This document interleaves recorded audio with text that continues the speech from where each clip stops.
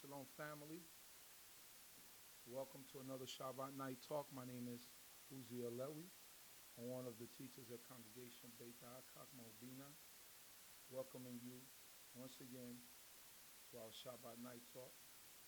I pray that the Most High God be with us all, protect us, guide us, and keep us. That the Most High God would have blessed the endeavors of our minds that we desire in righteousness.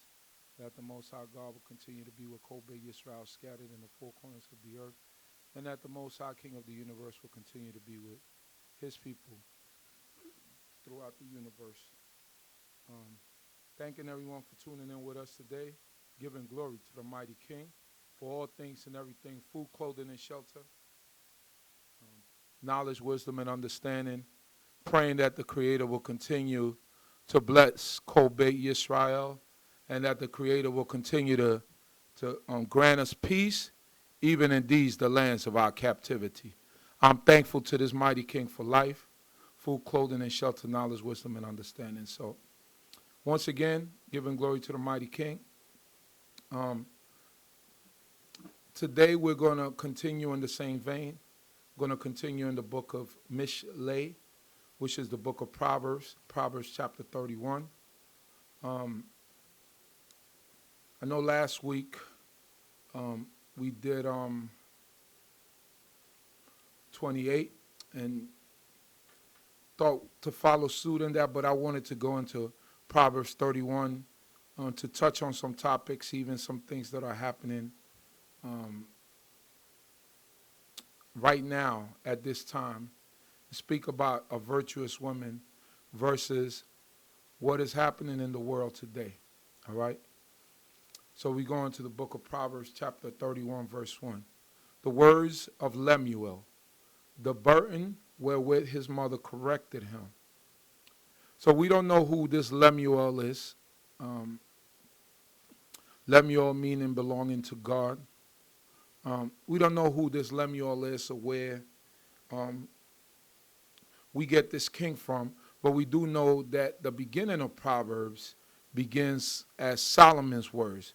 The Proverbs of Solomon, the son of David, king of Israel. So that's how Proverbs chapter 1, verse 1 begins. That's the first verse. But we get down here and we get Lemuel, and then we get his mother speaking to him. It says, the burden wherewith his mother corrected him. It says, what, my son, and what, O son of my womb, and what, O son of my vows? Give not thy strength unto women, nor thy ways to that which destroyeth kings. So don't give your strength to women. What does that mean? Just like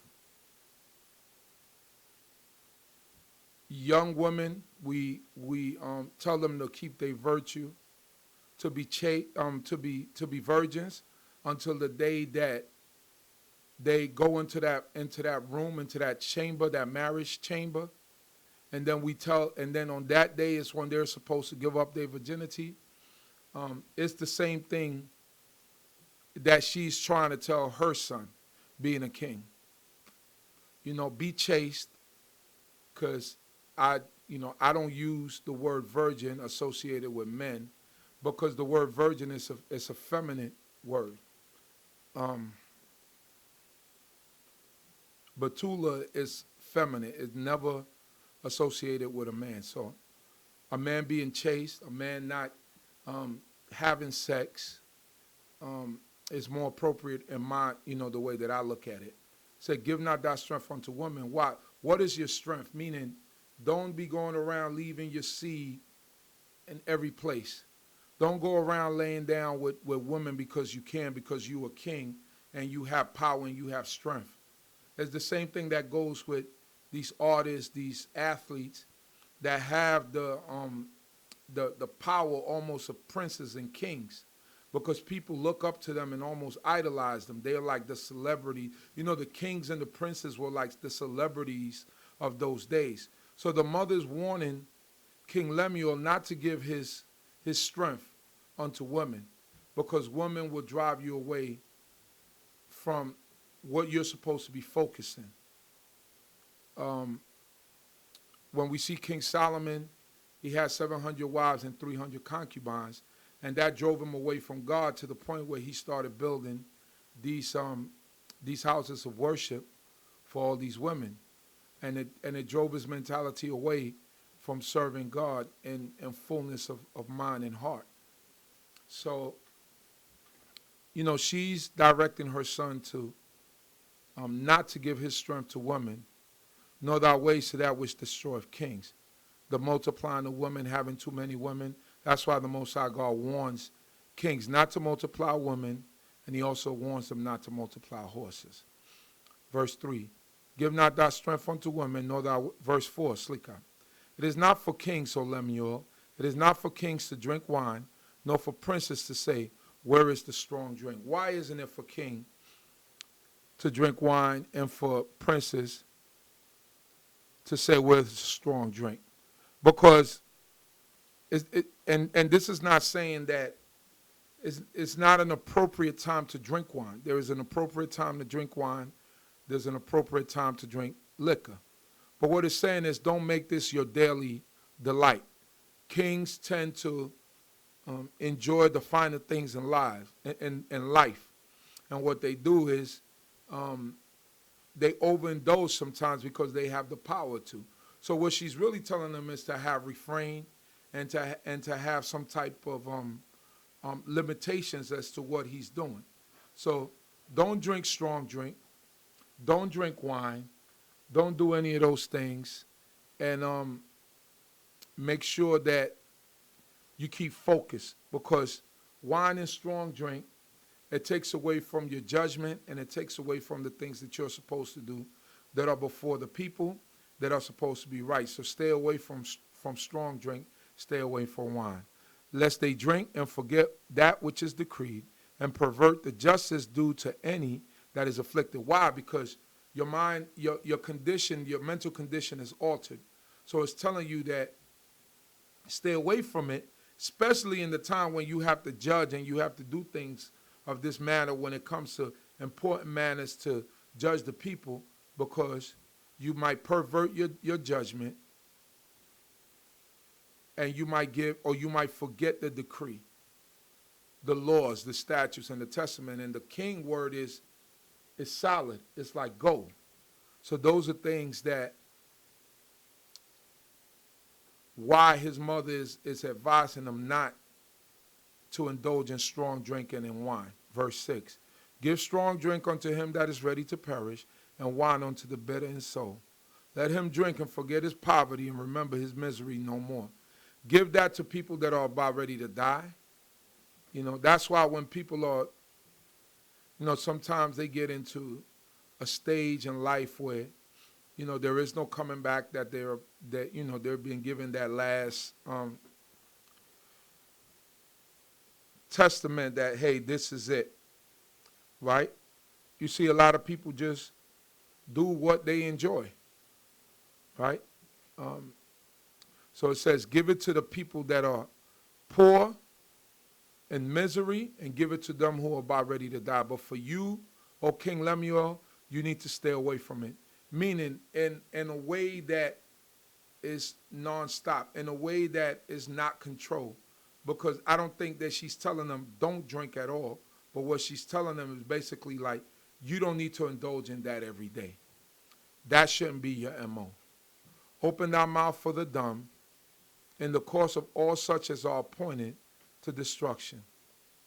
Open thy mouth for the dumb in the course of all such as are appointed to destruction. Meaning, look out for the poor, for those who are not strong to be able to withstand certain things, or that might not be able to defend themselves, right? Look out for them. Open your mouth for them, for the people that can't speak for themselves, in the cause of all such as are appointed to destruction. Yeah, because some people are appointed to destruction, and it might not be their time to be taken up out of here. Like we see sometimes in the justice system in this place, that people go to death penalty.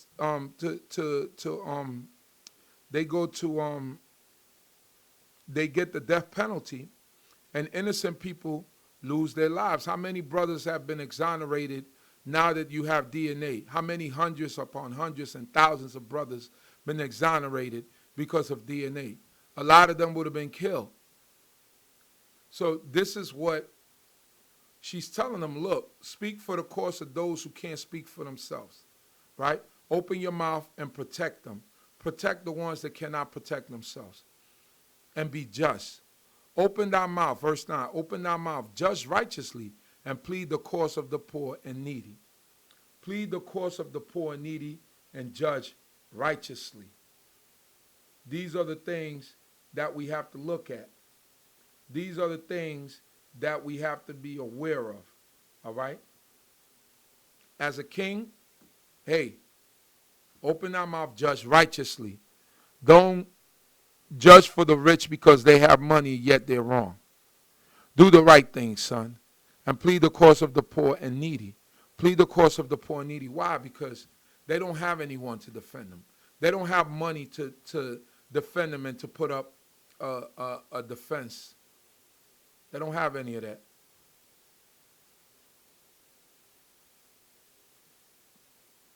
It says here,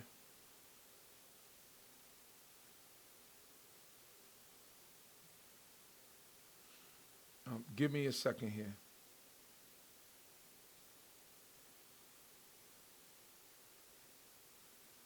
Excuse me. Verse 10, a woman of valor who can find? For her price is far above rubies. A woman of valor, it said, Eshet Kayil mi yimza warakok mipninim mikra. Says, a woman of valor who can find? For her price is far above rubies. You cannot put a price. She's priceless, a woman of valor. So now it's going to explain what is the value and what is the interpretation of a woman of valor. It says, the heart of her husband doth safely trust in her, and he have no lack of gain. So the heart of her husband, the mind of her husband doth safely trust in her, and he have no lack of gain. Trusting in her in being loyal to him, fidelity-wise, he trusts in her because she puts his heart or his mind to rest when it comes to that because of the way that she carries herself. You understand what I mean?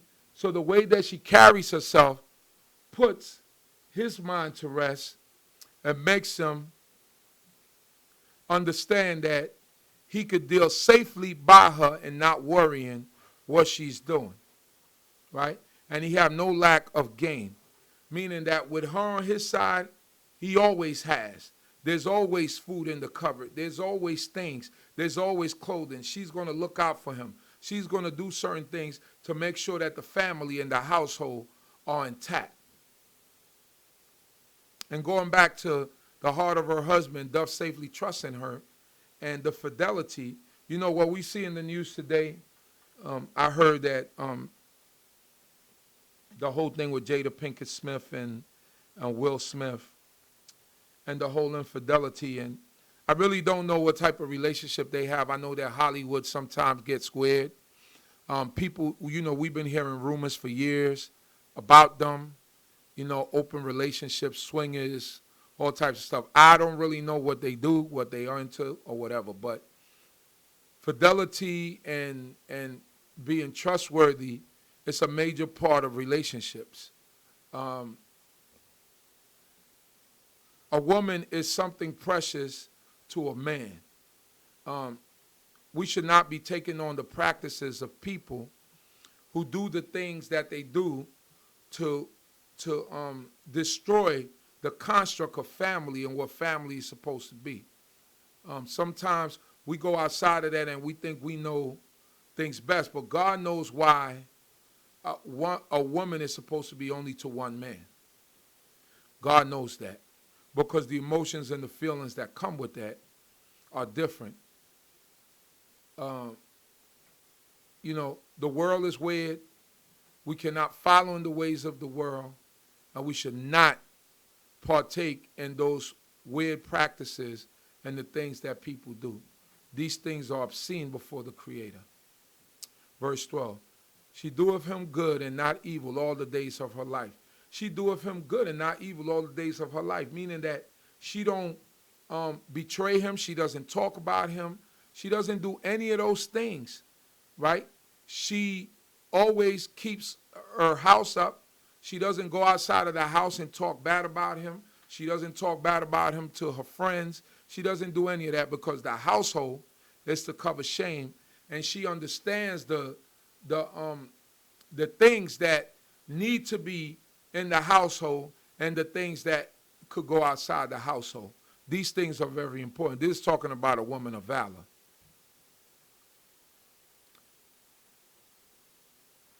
It said, she seeketh wool and flax and worketh willingly with her hands. She seeketh wool and flax and worketh willingly with her hands.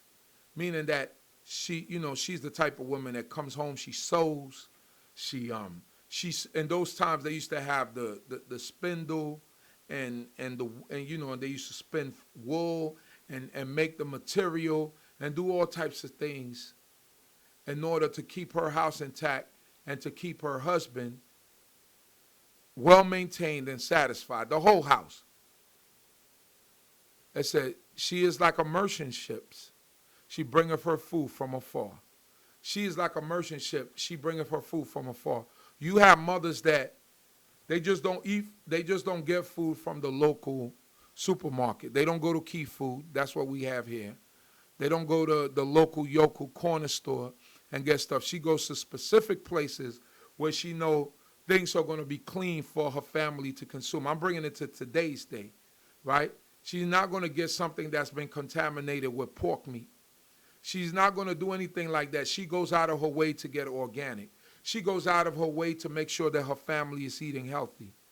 This is speaking about the woman of valor and her worth and her value and what she does. She's like a merchant ship. She brings stuff, merchant ships bring imported stuff that's rare. She will bring in rare stuff, how do you call it? It's like artisan, like that sort of stuff. The intricate stuff that is so rare, but it's so good. Special cheese, things like of this nature that you just not going to find in anything like that. That's what she does. That's what she does, right? She's more valuable than rubies. You can't compare her to gold because her value is far above that. You wouldn't trade her for money. Says she riseth also while it is yet night, and giveth food to her household, and a portion to her maidens. It says she riseth also while it is yet night, and giveth food to her household, and a portion to her maidens. You ever have a mother like that? Or do you have a mother like that or a wife like that? Right? When it says she riseth also while it is yet night, meaning while it is dark, right before the break of dawn. I have a mother like that. Right? That she will get up early in the morning, and if she sees me running out, she'll be like, hold on, son, I made something for you. Or take this, or take that. Those are the values of a woman of valor, right? This is what makes your value above rubies and gold and diamonds or anything. Nothing could be compared to you because of the things that you do. She rises while it is yet night. That means that she's considering you. So as husbands, we should consider them. As children, we should consider our mothers that do all these things and make them feel special because of all the things that they do. It says here, she considereth a field and buyeth it. With the fruit of her hand, she planteth a vineyard. So she considereth a field and buyeth it. So that means that she is also making her own money. That's what that means. that she is of value to the house, and everything is not dependent on her each to go out and get it. So this concept that women are not supposed to work, right, which some women have, and the man is supposed to take care of her, is not, that doesn't put you in the level of a woman of valor. Now, you do have some women that are stay-at-home wives. You're terrific. You're fantastic. I'm not knocking you. Circumstance has it that you stayed home. However the relationship started, he might have wanted you to stay home, or it just so happened you probably started having children, and it just so happened that he's the breadwinner. That's fine. I'm talking about those women that just have this mentality that you're not supposed to do anything, right? And even those women that are stay-at-home mothers, they find ways to contribute something because it's a self of pride. You might be a seamstress. You begin to sew, and then you bring some type of funds into the house. You might make care products, right? Oils and stuff like that. Still bringing something of revenue to the house. And those women like that who are entrepreneurs, who always are thinking ahead, they will stack up the money. And next thing you know, when there's something happening or there's a family emergency, hey, Ish, look at all that I've been saving because of selling the garments that I've been sewing, or the care products that I've produced. Those are the women, and those are the type of women that are women of valor, women of value, as they say, and that these women are irreplaceable. You don't trade them in for anyone. It says here, she girdeth her loins with strength and maketh strong her arms. She girdeth her loins. Now, usually the term girding your loins is reserved for men, especially men who are going out to war, right? Because men girded their loins so that their stuff wouldn't be hanging, right? So a woman doesn't really have stuff to hang. So it's just using it as a reference as if she's a warrior, right? She girdeth her loins.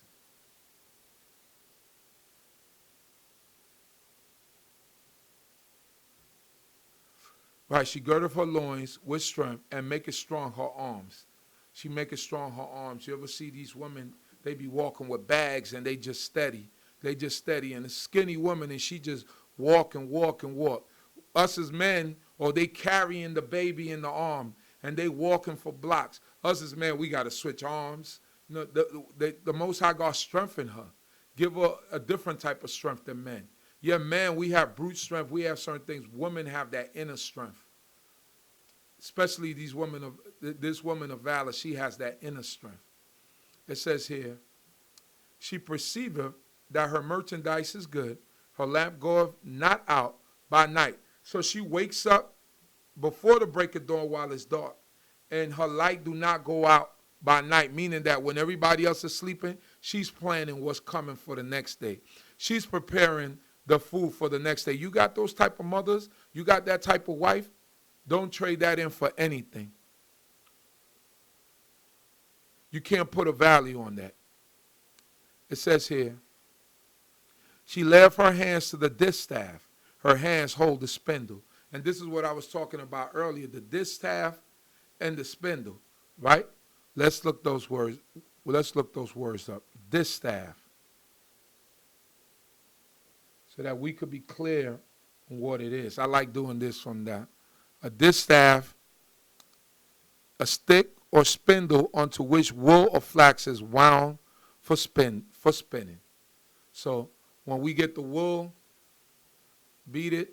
The distaff is what makes it into spindles, like how yarn looks, right? So that's what the distaff does. It turns it into that spindle, and then you turn it to that yarn, and from that you produce materials, right? It says here,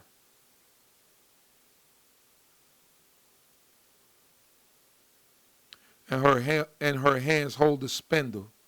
She stretcheth out her hand to the poor. Yes, she reacheth forth her hands to the needy. We know women like these. Look out for poor and needy. Always looking out for someone. making sure that they're looking out for those who are less fortunate. This is a blessed woman. This is considered a woman of valor, a beautiful thing. She's not afraid of the snow for her household, for all her household are clothed with scarlet. She's not afraid of the cold for her household. Why? Because she makes them coats. She sews them coats. And pretty coats, coats that have color.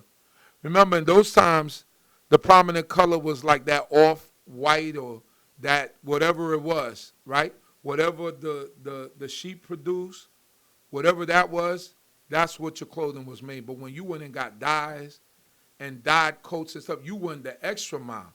So it says, she's not afraid of snow for her household, for all her household are clothed, not only clothed with coats of wool, but with scarlet, with a colorful coat. You got style, you look good. So when you see those mothers that deck out their children, have their children here as well done, sew for them.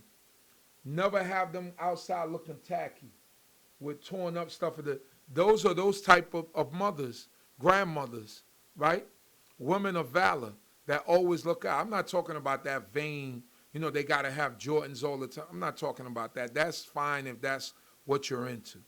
I'm not talking about that. I'm talking about you could see that this family with these children, the husband and everybody, the mother keeps everyone intact. She's a seamstress. She makes sure that her family always looks good. It says here,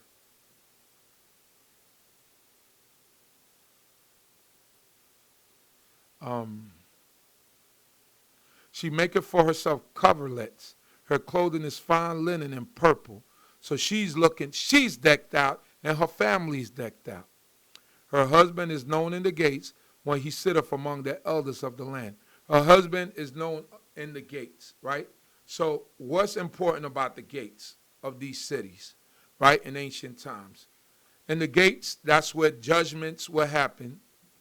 That's where the traders will come. So her husband was a man of status, right? But it says her husband is known in the gates when he sitteth among the elders of the land because of what she makes him look like. The way she looks out for him, right? The things that she do. She has a name. And his friends is talking about, man, I wish I had a wife like yours. Man, I wish I had a wife like yours.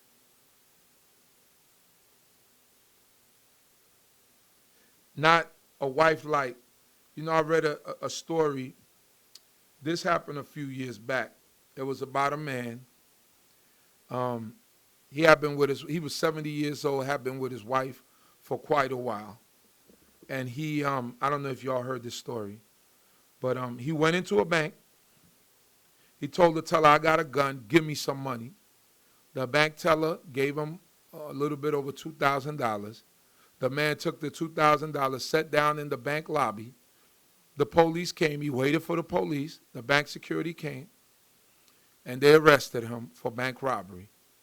So when they arrested him, and they started questioning him as to why he did this, because it was strange. He didn't have a gun. He just said he had a gun. Why he did this? He said, this is what he said. He said, I'd rather spend the rest of my life in jail than to spend one more day with my wife. Now, I don't know what type of wife that was, but this is a true story. Look it up. Man goes to jail because he figured that it would be better in jail than to spend one more day with his wife. They said later that he just had a quadruple bypass surgery and that somehow he was delirious or something. But boy, I don't know about that much deliriousness, to say you'd rather go to jail than to spend one more day with your wife, So you don't want that type of wife that you'll be willing to do that, right? You want a woman like this, a virtuous woman, a woman of valor. It says here, she maketh linen garments and selleth them, and delivereth girdles unto the merchant. That means that she has a operation and a business going. She grew her business. And she give it to the merchants to take to other lands, to other places, up north, south, wherever. She just about her business. She's a grinder. She's a hustler. And she adds to the family. She just doesn't sit still. This is the woman of valor. It said, strength and dignity are her clothing, and she laugheth at the time to come. Strength and dignity are her clothing. She's not doing all that crying and all that whining. She's strong. That's her clothing, and she laugh at the time to come. Meaning she's not afraid of winter. She's not afraid of summer. She's not afraid of fall. She's always prepared for whatever is right before her. It says right here, she opened up her mouth with wisdom, and the law of kindness is on her tongue. Man, you got some women like that. I've heard some sisters speak and teach that the wisdom comes out of their mouth, the understanding comes out of their mouth. Very intelligent, very clear. This is the woman of valor. And we have many of those women in the midst of us. And if you fall under all these categories, that's who you are. And if you don't fall under all the categories, you might not be a seller, you might not be, but you contribute in other ways. You're still a woman of valor. And Yah has blessed you, and Yah has blessed your husband with a wonderful woman. It says here, she looketh well to the ways of her household, and eateth not the bread of idleness. She's always on top of everything in the household. Man, I know sisters like that. And eateth not the bread of idleness. She don't eat the bread of idleness. Meaning, every meal that she cooks and everything that she do is with love and kindness and to please her family and her household. I always say, sometimes, and I know sometimes it gets tiring, but sometimes some sisters, there ain't no love in that food. You know when you cook with love, and you know when you're just throwing things together. You know what I'm saying? But she's always cooking with love, not idleness. Not get some, if that's all you got to eat, then if all you got is Franks and vegetarian beans and some rice, that's the best Franks, vegetarian beans, and rice you're going to make, right? It's not talking about how much, but it's talking about how it's made, You know your kids like gravy. You know your husband like gravy. You dry out the meat, right? So they eat it, but they like, where's the gravy? Well, how you going to, this usually goes with that.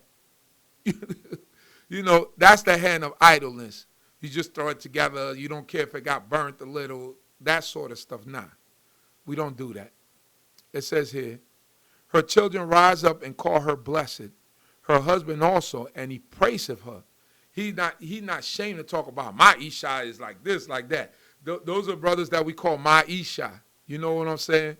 Because they always boasting about their wives, but they should because of all of the great things that their wives do.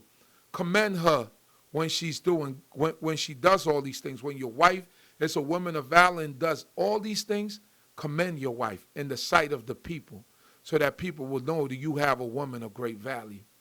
Don't be ashamed of that. I know some of us been raised up as Neanderthals, but, get away from those Neanderthal ways. I've been raised with some of those ways too. But compliment your wife and let them know how precious they are. Verse 30, grace is deceitful and beauty is vain, but a woman that feareth Yahweh, she shall be praised. Grace is deceitful. A woman could walk around and you just fall in love with her grace. The way that she walks, the way that she talks, the way that she carries herself. You fall in love with her. It says, and beauty is vain. Beauty is vain.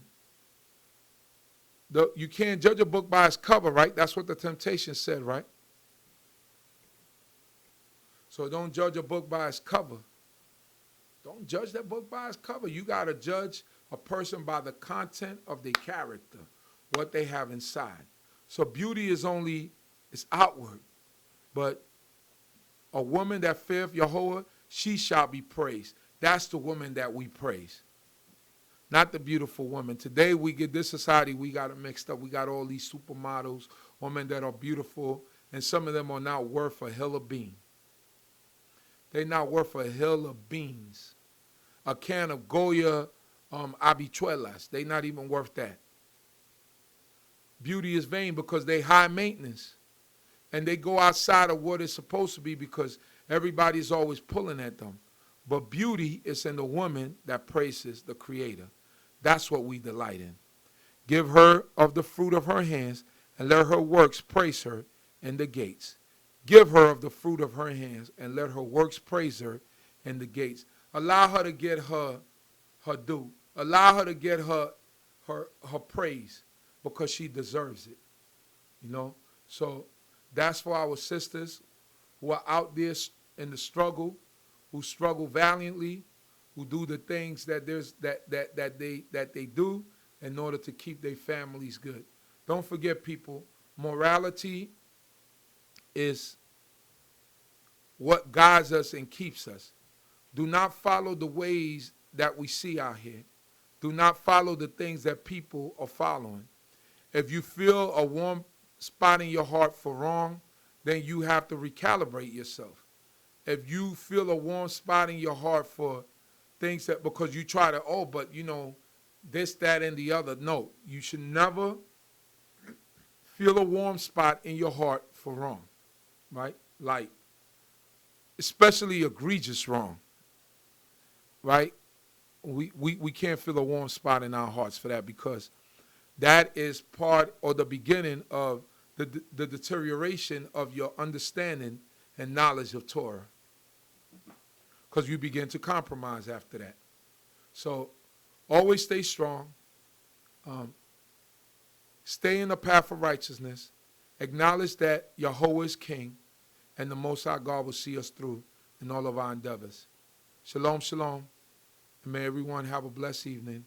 May the Most High God of Abraham, Isaac, and Jacob be with you all. Don't forget to tune in tomorrow morning, 11 a.m., to the d.c.b channel, as we will be going through the portion of Pinchas. Hoping that the Most High God will give us all a great night of sleep, that the Most High God be with us and protect us, guide us, and keep us. And I pray that the Most High God will continue to be with us all. Don't forget, I have the quizzes, the trivia, the questions, who said it, on our d.c.b channel. You go to the community, and you will find it in there. Stop looking and searching on Google to see what's the answer and then press the correct answer. If you Google it, then you're not challenging yourself. The whole point of a quiz is to challenge yourself. I know it's easy to just go on the phone. Don't worry, I can't see who answers. It's just a poll. So with the poll, I can't see whether you answered, if it's such and such and such answer right or wrong. I know a lot of you worry about that. I can't see who answers. It just gives me a percentage of the right or wrong answer. That's it. All right? So be truthful to yourself. Challenge yourself and stop looking on Google to try to get the right answer. All right? Shalom, shalom. May everyone have a blessed evening. Everyone have a blessed night. May the Most High God be with us all. Hallelujah. Shalom, shalom.